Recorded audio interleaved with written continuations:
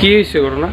তো আমি সকালবেলা আইসি আয় দিয়ে আমার দোকানের 3টা তালা কাটা, দরজা খুললাম, ঘরে একটা বাইক ছিল, বাইকটা আছে, আর এনে মালা ছিল, এনে মালা ছিল, এনে মালা ছিল, এদিকে সব যত নতুন মাল আছে সবটি মাল দিয়ে আছে।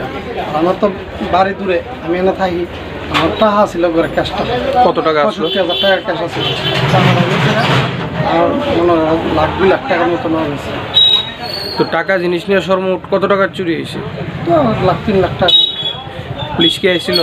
হ্যাঁ, পুলিশ আগে গেছে। দোকানটা কোন জায়গার মধ্যে? এটা হলো তেলে মোড়া ফাতিল বাজার। আপনার নাম? আমার নাম স্বপন দেবনাথ।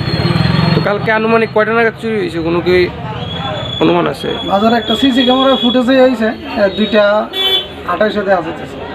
আচ্ছা, তো কে বা কারা চুরি করছে কোনো? না, এটা তো নামটা করতে পারতেছি না। পুলিশ কি কইছে? প্রশাসন কইছে তারা দেখবো। তো এই বিষয়ে কি আপনি থানার ভিত্তিতে কোনো অভিযোগ দায়ের করছেন? থানার মধ্যে আমি লিখিত অভিযোগ করেছি। আপনার নাম? আমার নাম স্বপন দেবনাথ। বাড়ি কোন জায়গায়?